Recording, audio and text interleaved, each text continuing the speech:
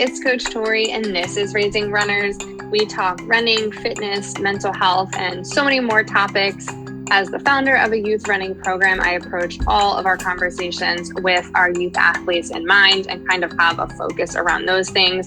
But as you will see, we are finding that all of these topics relate to runners and people who like to move and do fitness or anything like that. Relates to everybody. Check it out.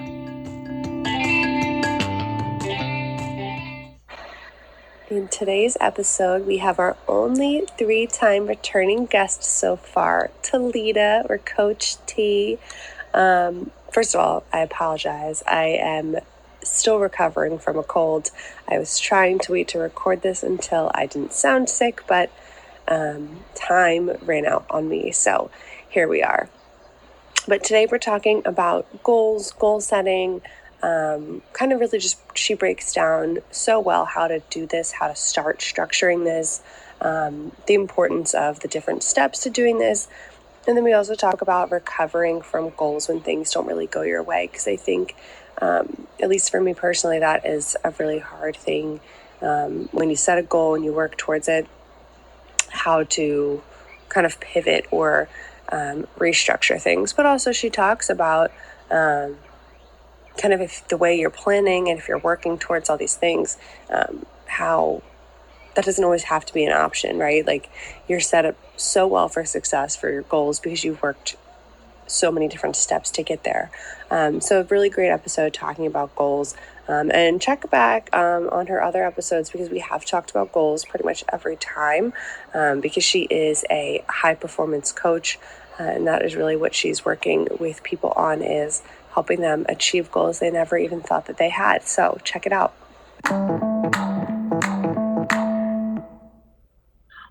But okay. All right. Well, we can just get right into it, I guess, because of course we can just chit chat, catch up, and then get to goals. But right. Our only ever, 3-time returning guest, Coach T, is here. I'm so excited. How are you? I am excited too. I'm doing well. I was thinking too, I was like, yes, the double Coach T is back in action. Yeah, I wish. Oh man. No, it's actually funny. We were at the zoo today and I ran it randomly. It's like 40 minutes from our house. I ran into one of the kids that I coach and she was like, Coach Tori. And I'm like, oh, even that sounds cool. Like, hi, how are you? Yes, that's me. Yes. Oh, definitely. Yeah. Well, so, I mean, we haven't really chatted too much. I feel like really all we've talked about a little bit was actually goals anyway, right? Like, you were like, I've got a lot that's going on. I'm like, oh my gosh, me too. So much going on. Not really sure where my head's at.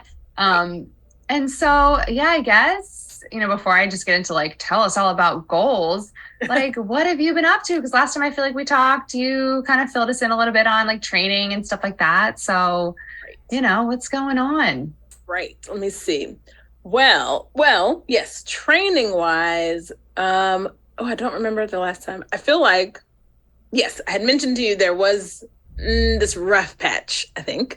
And toward the end of 2022, I had gone home to North Carolina on the East Coast to visit my mother for 2 weeks. And it turned into a 6-week trip, because while I was there, it all came just flooding. It all came out like, I just didn't realize. I mean, when you're having trouble with something, or I'm working really hard on this thing and it's not going my way. But what I didn't know is just how deeply it was really affecting me. And while I was at home with my mom, you're in that place of familiarity and around like hometown friends, and it just felt so comfortable, which made it just come out, like, whether coming out meaning whether that's crying, whether that's just talk and connecting and not wanting to stop connecting with the people there, and or not wanting to get out of your childhood bed for like the whole day or whatever. Yeah. Oh my gosh. So that happened, and I was like, oof, I really don't at right now, I don't think I want to or can go back to Los Angeles at the moment. I just need a couple more weeks. I just need, I didn't feel like I could be in my regular day to day just yet after the 2 weeks. So I extended my trip and felt so much better afterwards, and got back some spark essentially, and really thinking about, okay, what is it that you really are attempting to do, whether that's with me as an athlete and me as a coach, as well as, long story short, my artistic self came rushing back. That's been coming back over the last few years. But I'm an artist as well. I'm a performing artist as well. So all of these things have been rushing back, and just needing to sit down and decide, are these things really meaningful to you? Like, are you passionate about them? Or are you just being, what's the word? Stubborn, like, no, I'm going to make this happen. I'm going to make it happen. Or do I really have still a deep connection with these things? And the answer that I have a deep connection with coaching, with being an athlete, and with being a performer. So my goal has been to find a way to either fuse them all together, or really evaluate, what does harmony look like with all of them. I'm not so much into I get what people mean when they're talking about balance, but it isn't actual balance that we're creating. You want to create harmony with the things that you do, or with the different aspects of your life. To me, balance means, if it's on a scale, it's literally they're equal, and it's not in our lives, all aspects of our lives won't be equal, but you can find the harmony with them. So that's where I'm at this year. And I do feel better. And the amount of energy I put towards each of those things are coming to that harmonious place. Yeah, I feel like I need to go to North Carolina for 6 weeks too, then figure it out. It's not my hometown, but I'll go there anyway. Right. Wow. I mean, and I'm not really huge into social media, and I don't follow people too much, but I feel like your social media has kind of shown that you had you're putting out lots of different stuff. I feel like, and you can see different aspects of you in that. And I feel like you also can see that you're really trying to connect with your audience. And maybe you've always been that way because you seem like you're super personable, but no, I feel like after just we checked in one or a few times, in the new year, I was you can really see that you're doing a lot of different stuff and sharing a lot of different things that aren't just your fitnessy stuff. You know what I mean? Yes. Oh, well, thank you. I'm glad to hear that. That means yes, it is. Because, and part of that is getting out of, which I think we all have that thing from time to time, especially when you're starting something new. We're looking at those who have done it. I'm okay, what's the right thing to do? Oh, I'm supposed to be doing this. So when it came to my business and as coaching, I've been coaching for 19, 20 years now, but having my own business, actual coaching business, that's only been for 3-ish years. So in the beginning, or 4 years, my brain and my experience is not business oriented. So I was looking at these things. Oh, I'm supposed to do this. It has to do with business. So it's supposed to be like this, and it has to look like this. And then realizing, no, that's not actually. Yes, there's certain concepts. Sure, I need to learn about business, but how I show up and to the world is still me as Tilita, and there are different aspects of me, Tilita. And that's what I just leaned into and stopped being so, I don't know, I don't even know the word, structured, or not even structured, because I like structure. What's the word? Formulaic? Technical as it relates to business. Yeah. And it has to look like this. No, here's all of me. And if people enjoy me, they'll follow. If they don't, then they won't. That's fine. Yeah. No, I think so. Thank you. Awesome. I appreciate that you've noticed the difference. And I was does it sound stalkery that I'm commenting on your social media? Oh, no. Not at all. No.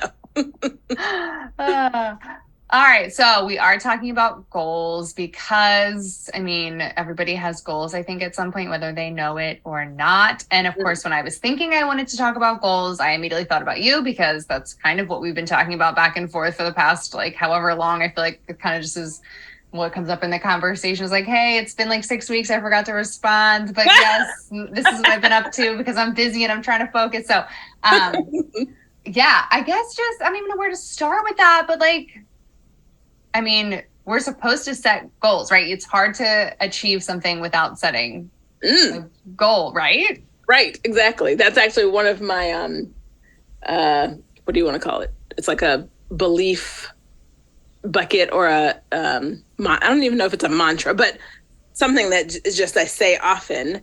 You won't accomplish a goal unless you know what it is. Like you have to think it, know it, and say it. Write it down, know exactly what it is that you want. And then obviously then it's easier to then make the plan and work towards it. But if 100%, you're not a high achiever, because for those of you listening, if you don't remember me, or if you're new to the podcast, I work with purpose-driven high achievers. So if you're okay with the status quo, then this conversation is not for you. Status quo, and there's nothing wrong with that, but it's about intentionality and knowing who you are, what you are. And if you are a high achiever and you aren't setting goals, then no, you're not a high achiever. Like it's in the word achieving. You want to achieve something, so you're setting goals in order to live how you want to live, accomplish something you want to accomplish, to feel how you want to feel, but you're efforting towards something. So yes, it is important. I feel 100% important to set actual goals. And those who I've heard many people say that that's very limiting when you set a goal and it doesn't allow you to be and go with the flow and all of those. No, incorrect. The more intentional you are, the more when you set, and we can go into this, or I know we're going into this in a second as far as setting a plan and tracking and all of that. But especially when you have a plan, the more you're able actually to go with the flow, because you know the intention behind the actions that you take. Setting a goal, then setting the plan, and then implementing certain actions and habits does not mean you can only implement this habit, you can only implement this action. No, it's about the underlying theme and the overall energy of the goal that sets your behaviors and actions and habits.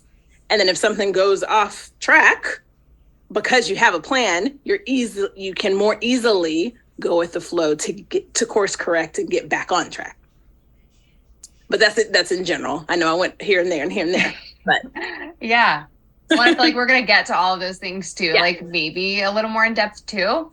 But I guess to start, so it sounds like a dumb question, but I also feel like it can be like a super elaborate answer. Is like, how are we supposed to set goals? Because like me thinking about goals, as just like an everyday person, you're kind of just like, I want to run a marathon. But then I'm like, oh, in school we learn about SMART goals and like, the whatever specific and measured and, all that. But then it's like, that can also be almost intimidating or just hard to do. And then I used to work in, all kinds of data and stuff. So like you did have to have specific goals and all kinds of things. So I'm like, you go all over the place with like how to set goals. So like, how do we set goals? Yes.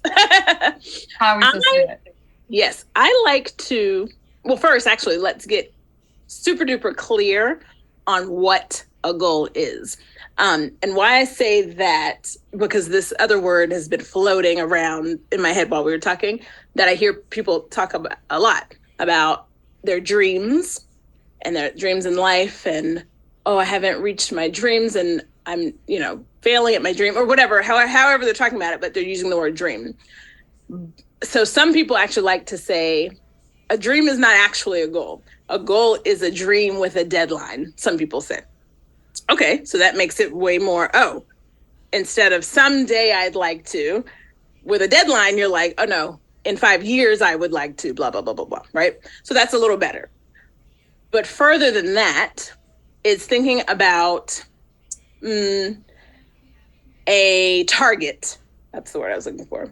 A target or an objective that you envision, or a result of the future that you envision, that you are efforting towards, that you actually take action, that one endeavors to. And to me, it has to be meaningful as well. Which, sure, that might be where the dream part comes in, but you will not take action on a goal if it isn't meaningful to you. So sure, a goal might be, or I should say, you won't take continued action. Because you can definitely take initial action, but if it doesn't mean anything to you, it's going to become so arduous and laborious that you won't continue with it. I also think that a goal is equal parts exciting and scary. Otherwise, it's just an item on your to-do list. There's a big difference between my goal and, oh, I'm going to do this today. I have to go grocery shopping, or I have to, these are crude examples, but grocery shopping or doing laundry. I don't think there's that much meaning to it. That is an objective for the day, to check that off, but there's nothing necessarily exciting about it, nothing scary about it. So there's nothing visceral that you feel in you when you get those things done, check them off.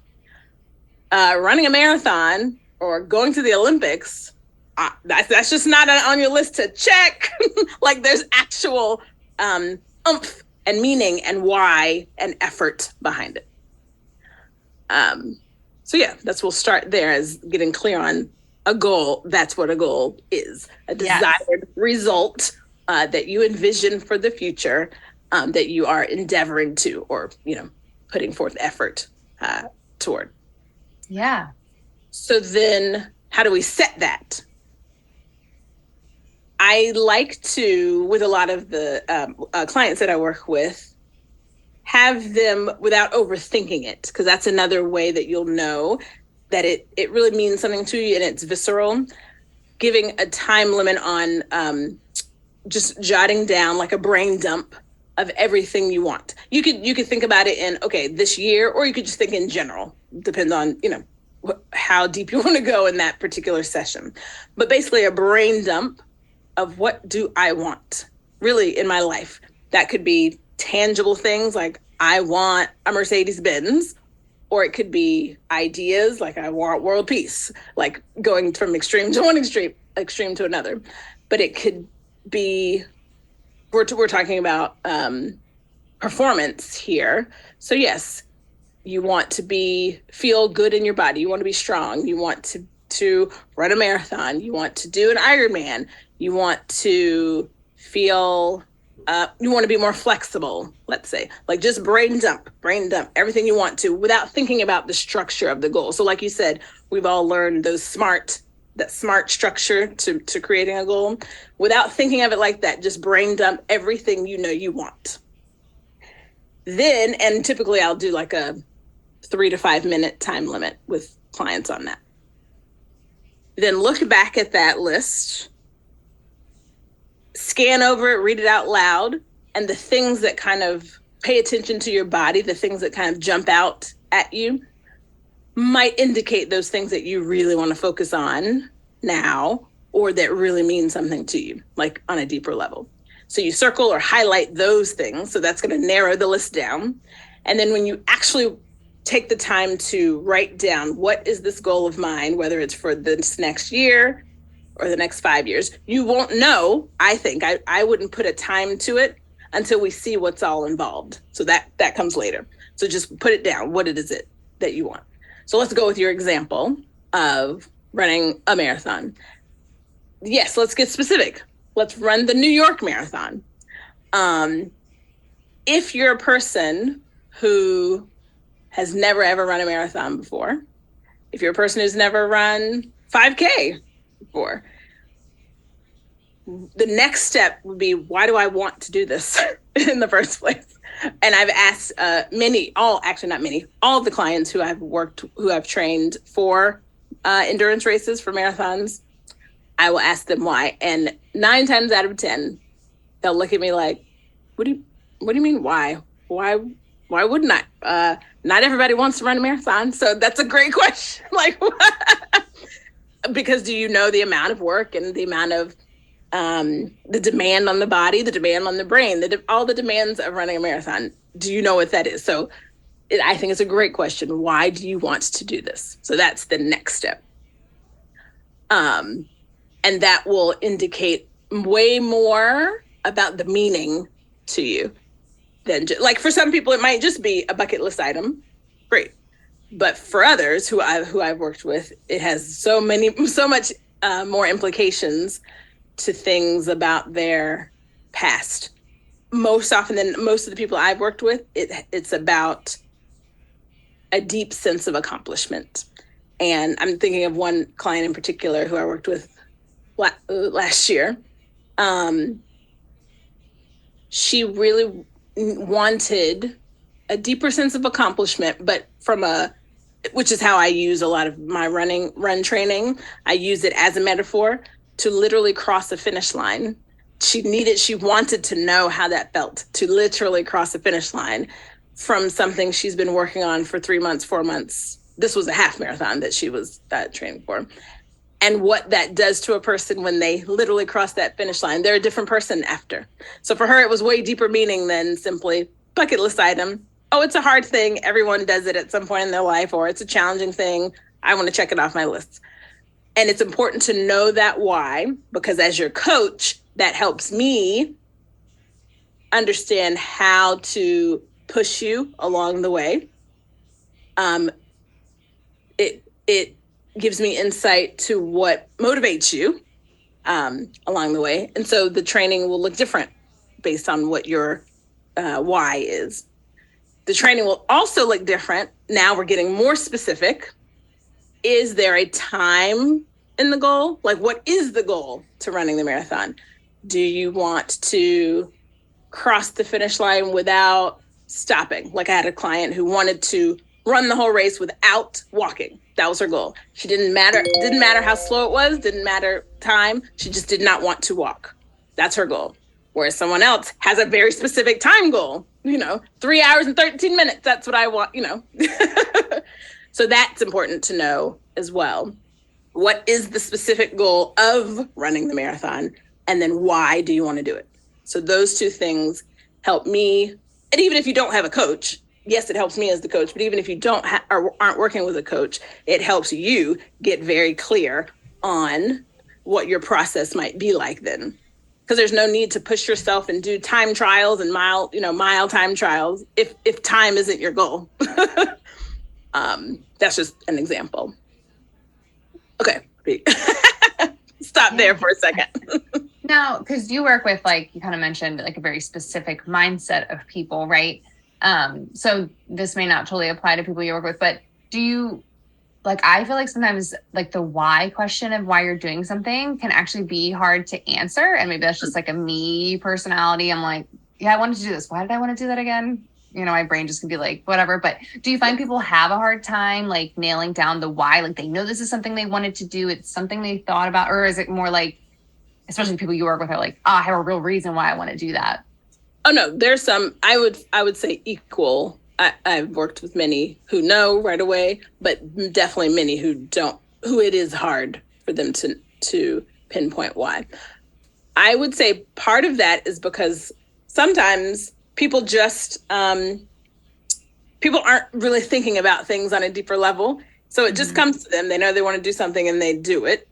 And then when asked like the deeper questions, they're like, oh wait, like they really have to sit and take the time. So yeah, there's definitely some of that. I've come across it being hard. And then when they get to the answer, so there's this exercise, who created it? Well, I first learned it. It was from the Toyota Corporation. That's how I learned. Something they do with their employees is, I don't know if they still, I guess they still do, but it's something that was created some time ago. And they created what's called the 5 whys. And it was really to, again, create deeper meaning for just the day-to-day operations that an employee is doing so that they have more connection to what it is they're doing. So you ask someone, why do you want to run a marathon? Whatever the first answer is, okay, great. Why that answer? Why is that important? Then whatever that answer is, okay, so why is that important to you? And you do that 5 times. And typically by that 5th answer, you've gotten down really to the deep nitty gritty of why someone wants to run the marathon. And I have found it many people surprised, the ones who didn't know or had a hard time just answering why, when they got down to the 5th why, they surprised themselves. And then when they said it, oh, I want to run a marathon because, and then the because is that 5th answer. Oh, it creates so much emotion that they were not expecting. Like, oh, wow, what? It's, for some, I remember a client, it was about her self-worth because when she was younger, her family, let's see, she has 2 brothers or 3 brothers. But she's one girl amongst, I think it was 4 of them total, so 3 brothers. And they never related to her as a person who could do hard things, especially hard physical things.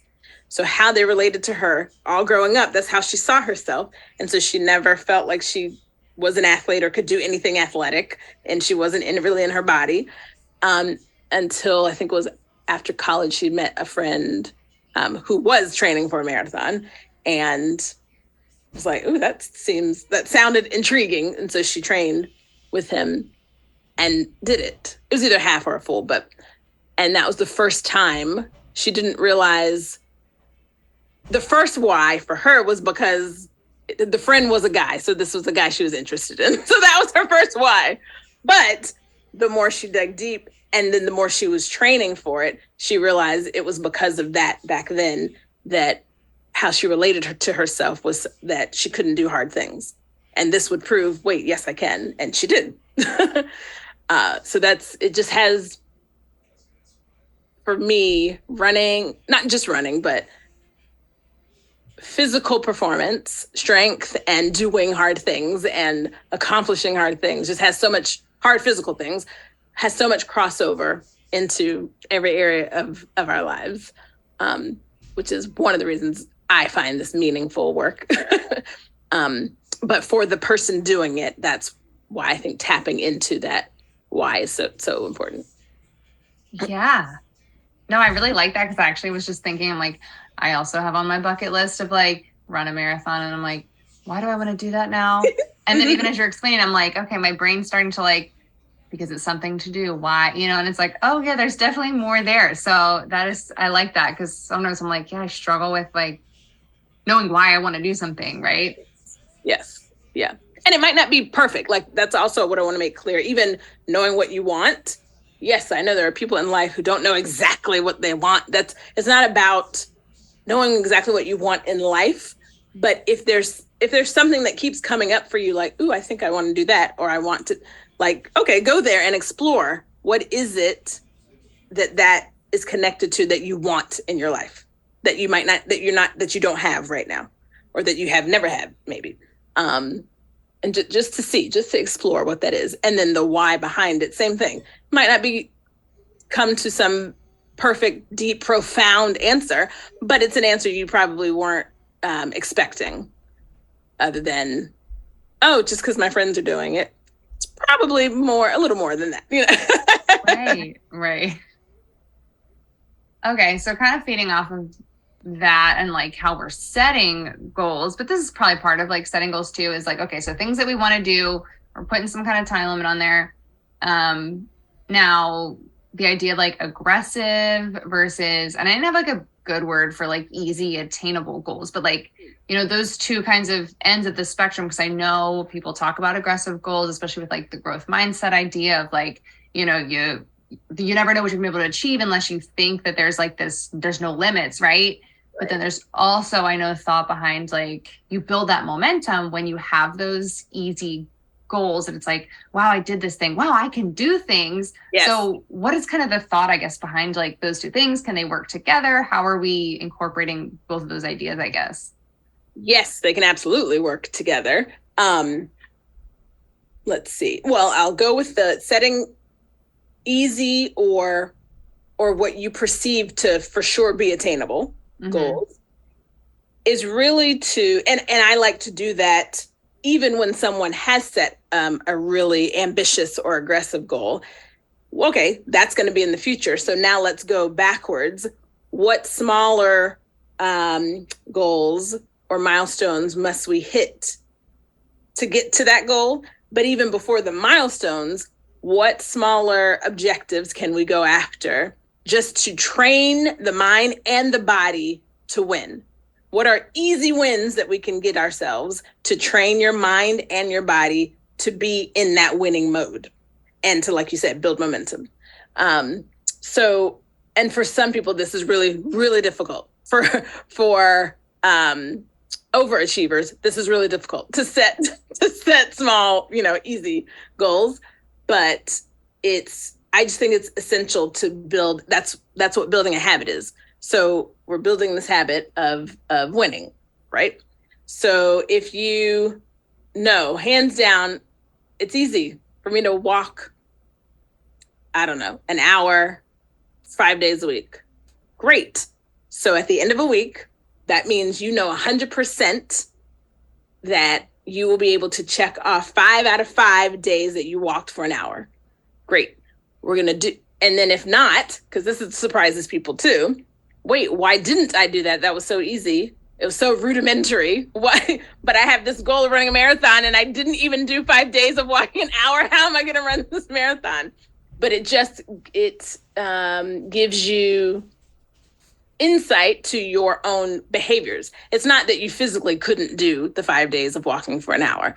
It was your mindset around doing it because you thought it was so rudimentary and you thought it was so easy that you didn't give it a second thought. You thought it was just gonna be.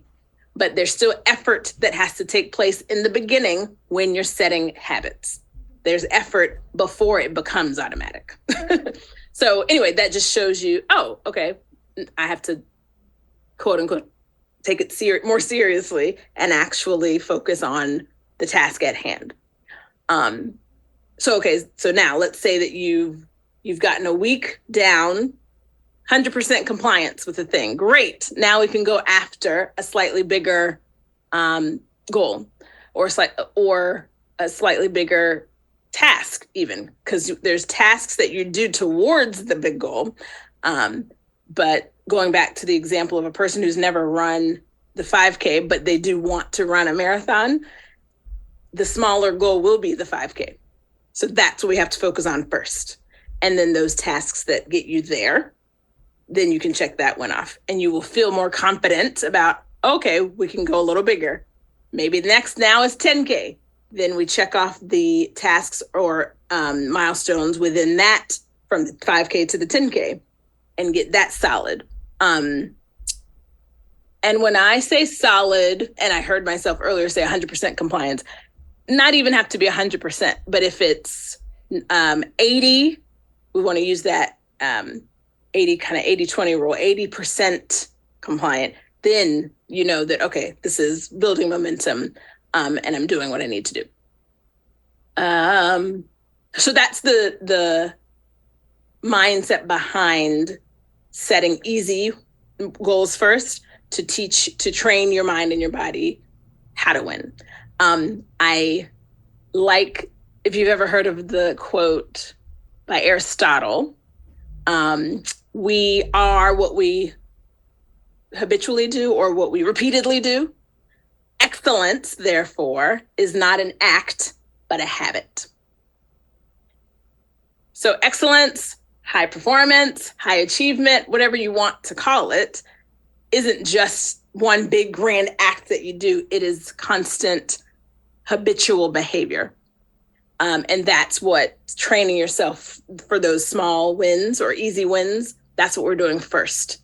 We are training yourself for excellence. You're training yourself for habitual high performance, successful high performance. So then now you've gotten a few of those easy wins. Great. You're building the momentum. You're building your confidence more importantly. Now you can go after the ambitious, aggressive goal. And calling it ambitious and calling it aggressive simply is, like you said, it taps into that growth mindset, but it's nudging you or pushing you towards something you might not have ever thought you could do. But imagine if you did do, what would that mean for your life? What would that mean for you as a person? If you actually did that thing, you would relate to yourself very differently if you did this big thing that you didn't think you could do. And there's so much value, I think, in setting ambitious goals like that. And then learning along the way towards it. You're going to learn so much about yourself in the process, actually, probably more so than you do at the end when you do it. You're learning about yourself in the process. That's the other thing about goal setting that I like. It is more about the growth that happens along the way. Well, and that kind of leads me into like my next thought or question is failure. And I hate to just say failure because like it doesn't actually have to be thought of that way, but like those missteps, right? So if I have that goal of I want that 3:13 marathon, right? I ran 3:22 today. So I did not meet that goal. Is there like a process that you think makes the most sense of like moving forward, moving on? Where do you go from there? Instead of just being like, well, that was my goal and I sucked. So that's a great, this topic, actually, this failure part, could be a whole episode. Oh, geez. Okay. Maybe we have to schedule another time in a couple weeks. No. I was saying that to say it's really important topic and yeah, to make sure for myself not to go on a tangent. So I'll stay focused. So another thing I often teach is, and it sounds contrary actually to the growth mindset, but I just think it is a myth that is perpetuated too often in the high performance world or in high achievement or high achievers, that failure is not an option, that whole thing. I teach all the time that failure is actually an option and you get to decide how to move forward from it. It's all about choice. So why is it actually an option? Because it's the easiest and most readily available option there is to not do something, to not effort towards something. Because goals are not convenient. Just so we're clear, having goals, even if you're, high achiever and you have growth mindset, all of that, goals are not convenient because it requires effort, because it requires intention, because it requires thought. So they're not convenient. You have to put things in place in your life to achieve them, which might not be convenient if you, just for your everyday, right? So that's why failure is an option, because it's easy. So as a high performer, though, you get to choose when it happens. I always like to make sure that it's a win, not an if, because if we're not failing, then we're not actually efforting. We're not actually striving towards hard things if there isn't any failure. Now, yes, how you decide to respond to it is important. To dwell in the failure and, in how you feel about the failure. No, we don't want to dwell in it. I do think you should give yourself space, though, to have your feels, like, especially if we're talking about a goal that really is meaningful to you. Have your feels if it didn't happen. Like you said, your example, you wanted to run 3:13, but you ran 3:30. So after you feel how you feel about it, then you want to evaluate and look back. Okay, well, what went well and what didn't? Like in the process, what things weren't in place so that you understand, okay, why didn't it happen? Especially, again, if it's meaningful, then we want to understand what happened. If it didn't, and it was just, oh well, move on. Okay, well, then it wasn't meaningful. There's no harm, no foul. I guess moving on. But then why put yourself, put your body, put your mind through such a process if it's not meaningful to you? What's the point? That's another reason why I feel these things should be meaningful. Otherwise, why are we putting forth so much effort? But yeah, so evaluating, understanding what went well, what didn't, what was not in place as to why it didn't go my way. That could be many different things. It could have been a mindset thing. It could have been an actual, you did only half of the workouts you were supposed to do. It could have been a recovery thing. You didn't eat the way, it could be many things, but it's important to sit down and evaluate and to see if you can figure out what those things were. And then put those things in place to do it again, if it's meaningful to you. I think one of the reasons it's so difficult, or is difficult the right word? Taboo maybe, to say failure, is because people judge themselves on it, or they're putting value on themselves because of it. It's not, there's a difference between I failed at this thing versus I am a failure. Those are two completely different things. To say I am a failure, you're now owning an identity. That is not, that is not. I am a high performer who fails at some things and learns from a lesson from the failure so I can move forward. That's your identity as a high performer, not as a failure. So I just really want everyone to understand that. And knowing that puts you in a more powerful place as it relates to your goals and the ownership of your self and how you show up for your goals and how you show up in your life. That's a more powerful position to be, to recognize failure, to recognize that failure is an option, first of all, but then to recognize when it happens, and then to sit down and to ask yourself, why did it happen? And decide to gather the lesson from it and move forward. And there's so much value in that too. The moving forward after it didn't go your way. Yeah. And then I only have one more question, and then I will let you go because I feel like we've already talked a bunch. But so kind of along with failure, and I feel like you kind of answered probably in that question a little bit, but giving up now on a goal. You had this goal, you worked super hard for it. And I was I'm trying to think of examples of when that makes sense too. But there are situations where either within your control, you decide I'm actually pivoting away from something I just worked 3 years on, or you're I just worked 3 years on this thing, and now for whatever reason, it doesn't make sense in my life. I have to change my idea. Kind of what do you do with that? Is it just well, I guess those are probably two different mindsets too, right? I'm deciding to give up on this goal and I'm being forced to give up on this goal. So maybe that's too long of a question to answer. But that's a good point too. And before I kind of give my thoughts around it, I will say this is an area. This is an area that was contributing to the rough patch that I was in the last year, because I have had to really sit down, do a lot of introspection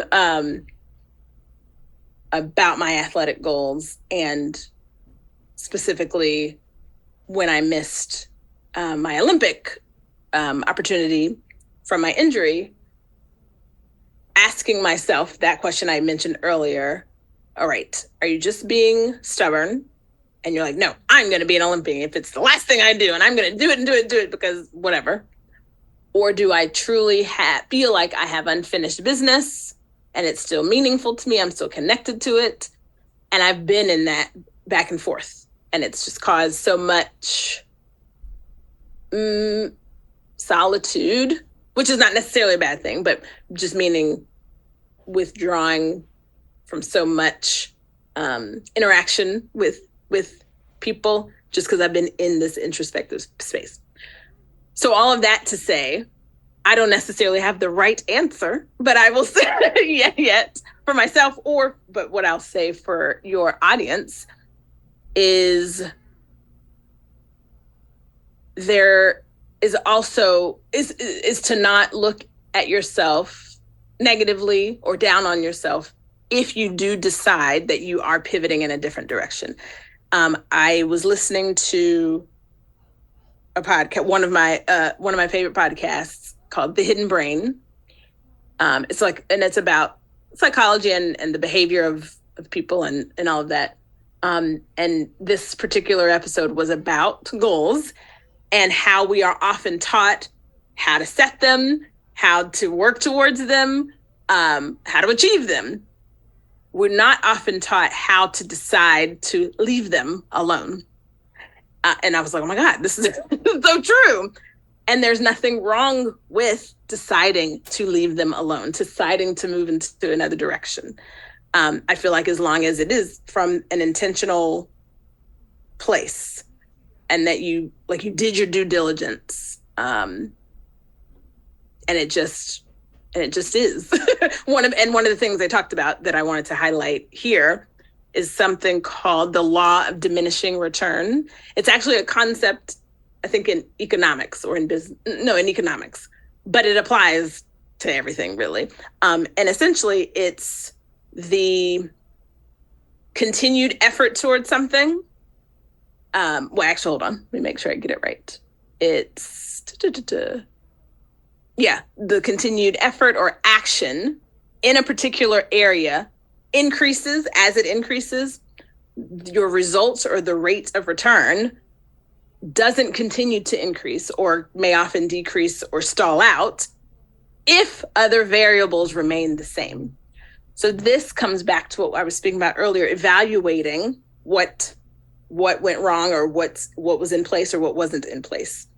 If things didn't change, like there's another saying, if you want to change, you have to change, right? Or if you want things to change, you have to change.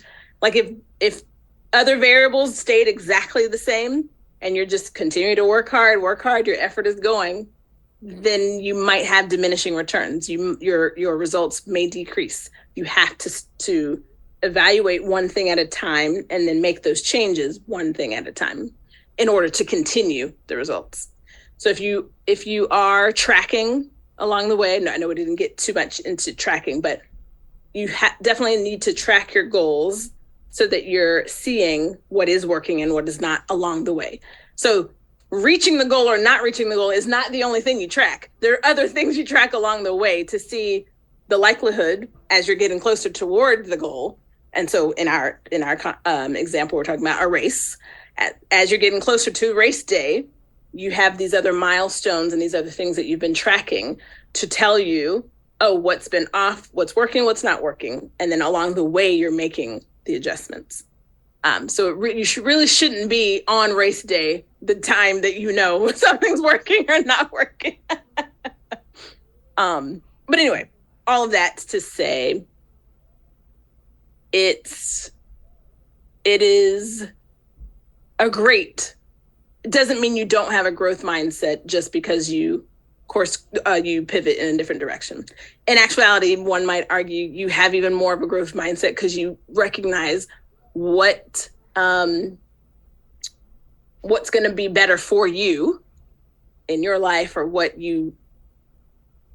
means something, what means more to you, or what, like the very idea that you are taking the time to evaluate that and intentionally think about it is a growth mindset. I don't know if that answered your question, but yeah, no, definitely. No, I think it's also a good place to end too. Because I know we also took a lot of time, and yeah, I know we didn't talk too much about tracking goals, and I know it was in like my notes too, but leave people wanting more in 6 months. I'll see when you're free, and we can touch back on goals. Yes. I mean, goals are just, I've told you before, I love talking about them, but I do think they are the, what's that word? It's not the juice, but whatever this word is, it's what sparks us. It's what gets us to challenging ourselves to do stuff. Yeah. Having goals, and learning about ourselves, and then actually doing things that we didn't think possible. And that's really powerful in our lives when you do that. So yeah, I could talk about goals all day long. I know. Well, that's why I needed you on this, because I was like, me talking about goals, I'm like, I don't even know what my goals are. So right. This was great. And also I think it's going to help me try to, as I'm still trying to evaluate what's important with everything I'm doing. It's super helpful with all those thoughts on that. But now I'm going to let you go. But where can people find you, especially if, we have some of those high achievers out there trying to figure everything out? Yes. Where can we find you? Yes. Main place, or I'm going to give you, have I mentioned this before? I don't remember if I created it before the last time we spoke, but definitely on Instagram, the Tilitafied experience is my handle. But then also I created this high performance affirmations, essentially specifically for this growth mindset, that basically you receive a daily text with a high performance affirmation for you for the day. Something that you can easily incorporate into if you have a meditation practice, or if you just have a daily mantra or affirmation practice already, something you can add into that. But they're short, like one-liner affirmations that, if you think you want a little push in the right direction as far as your mindset is concerned, I invite you to grab that. We can put it obviously in the show notes, but it's basically if you just text the word mindset to this particular number, and we'll include the number in the notes, then you will automatically be added to my text tribe and receive the high performance affirmations each day. Awesome. Well, thank you so much for all of your insight, but also for always taking the time to chat with us and for coming on the podcast for a third time. So thank you for inviting me. I want to thank Coach T so much for coming on the podcast again. Always great to catch up with her, and she always has some really awesome wisdom for all of us. So always nice to bring that energy on the show. Like we mentioned, all of her links are in the show notes, so make sure you check her out and everything that she is doing. And thanks again for listening.